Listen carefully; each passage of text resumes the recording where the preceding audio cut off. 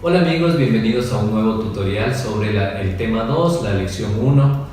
Básicamente aquí vamos a trabajar tres temáticas, o vamos a conversar sobre tres temáticas. Una sobre las capacidades organizacionales, el otro es sobre el rol de la alta dirección y el gestor estratégico, y finalmente sobre la administración del cambio, que algunos elementos hemos venido dando en todos los videos tutoriales que ustedes han observado. En relación con las capacidades organizacionales, esto básicamente da cuenta de que para poder poner en marcha los procesos de incorporación de un sistema de monitoreo y evaluación integrado en la institución, es muy importante identificar las capacidades organizacionales que se requieren para el tipo de sistema que voy a montar.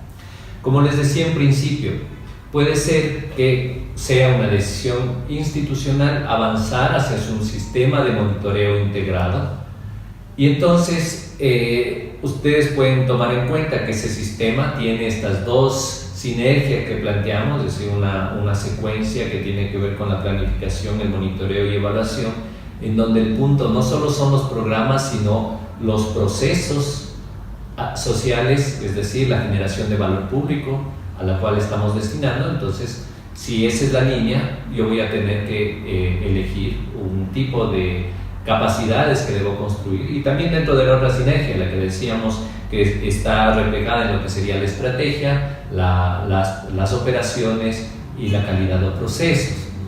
Entonces, dependiendo de qué tipo de sistemas que voy a montar, voy a tener que empezar a construir capacidades. Quisiera que vean la lámina siguiente. Son elementos que deberíamos tener en cuenta dentro de las capacidades organizacionales para construir un sistema integrado. Tenemos que hay elementos que tienen que ver con el marco organizacional, cómo vamos a impulsar nuevos marcos de organización y qué requerimos para eso. Tenemos que incluir, por ejemplo, factores o elementos que nos permitan a nosotros identificar elementos de incertidumbre y de vulnerabilidad organizacional y cómo gestionar esos elementos. Temas que tienen que ver con la cultura, la construcción de culturas organizacionales favorables al cambio, quizás otras que se refieran a la construcción de visiones comunes, al registro o ordenamiento de la información que es necesaria para la construcción de un sistema integrado, a la administración de los procesos de cambio, que es muy diferente a la administración de proyectos o la gerencia de proyectos, al tema de ir teniendo ciertas herramientas y métodos aplicables a este conjunto de concepciones que estamos planteando. Todo eso son temas que dentro de las capacidades organizacionales tendremos que mirar. Ahí hay una secuencia. Yo quisiera que le pongan atención a esa secuencia de qué es lo que deberíamos ir haciendo. Básicamente lo que te propone la secuencia es de alguna manera ir identificando cuáles son los actores, es decir, cuáles son las capacidades que debemos construir, diagnosticar, digamos, estas necesidades y las expectativas, formular el programa, implementar el programa, evaluar el programa de capacidades. Ese es un esquema muy básico, pero sin embargo les permite una suerte de hoja de ruta o flujo de lo que hay que hacer. Un segundo elemento tiene que ver con el gestor, digamos, los elementos del rol de la alta dirección y el gestor estratégico. Y sobre eso hay que ser muy enfáticos. No hay proceso de cambio posible si la alta dirección de la organización en la que ustedes se encuentran no tiene como una de sus prioridades la construcción de un sistema de monitoreo y evaluación integral.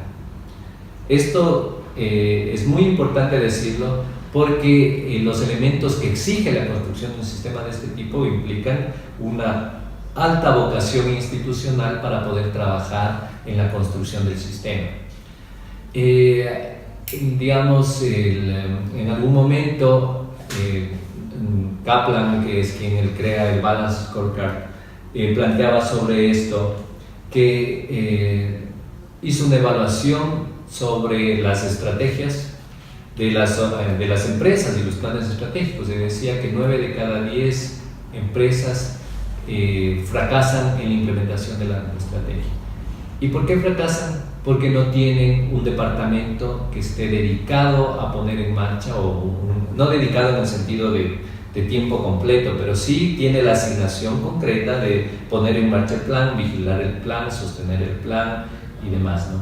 Y dentro de esa oficina estratégica que propone, un rol muy importante es el del gestor estratégico. El gestor estratégico es como el arquitecto que lee los planos y pone en marcha las operaciones. Eso es muy importante, pero por otra parte también es como una suerte de director de orquesta. Él es el que ayuda a que los distintos músicos, es decir, los diferentes actores dentro del proceso entren en un determinado momento de la sinfonía que están queriendo producirse. Y finalmente, digamos, este gestor estratégico lo que va a hacer es contribuir para que dentro del proceso los actores tengan una persona a quien puedan acudir en los momentos relevantes. El gestor estratégico, digamos, tiene una partida, ustedes pueden ver en la lámina que está ahí, tienen como elementos para su proceso lo que es la visión y misión institucional, las acciones estratégicas acordadas, es decir, un gestor estratégico, como decíamos, es el arquitecto que lee los planos y los aplica. Él no formula los planos los formula la organización, en tanto lo que habíamos dicho. Un sistema de monitoreo de este tipo es un pacto institucional y luego se encarga de impulsar la estrategia. Y finalmente, para ya cerrar este video, quería hablarles brevemente sobre lo que es el proceso de administración del cambio. Y aquí lo que es importante plantearlo es que se trata de una secuencia dinámica, es decir, que no podemos ver al proceso de cambio como un elemento rígido. Partimos de fotografías iniciales, que son los diagnósticos, pero tenemos que saber que el proceso de administración del cambio tiene una necesidad muy fuerte de poder saber leer el tiempo de los procesos, saber leer el momento para poder actuar con las acciones que sean pertinentes a ese momento, y existen una serie de elementos que ustedes pueden encontrar en las láminas que presentamos. En definitiva, el proceso de cambio propio de la administración del cambio puede encontrarse con un flujo que parte de un elemento de satisfacción, es decir, la satisfacción expresa un momento en el que todos estaban relativamente cómodos con el sistema, para empezar a reconocer que es el de negación, que existe una necesidad de cambiar y a veces hay oposición con ese rechazo, hay un rechazo al cambio por el miedo de lo que significa la incertidumbre de no saber hacia dónde van, un momento de activación que te deriva en una confusión porque no siempre tienes todo el panorama claro para poder tomar decisiones, hasta llegar a un periodo de renovación que es donde se incorporan nuevas competencias. Este es como el flujo del proceso que podemos encontrarnos. Hay algunos, digamos, al interior de los textos que estamos sugiriendo van a encontrar una serie de herramientas que les van a ser útiles para poder identificar cómo actuar en relación al proceso de administración del cambio. Hasta el siguiente video, muchas gracias.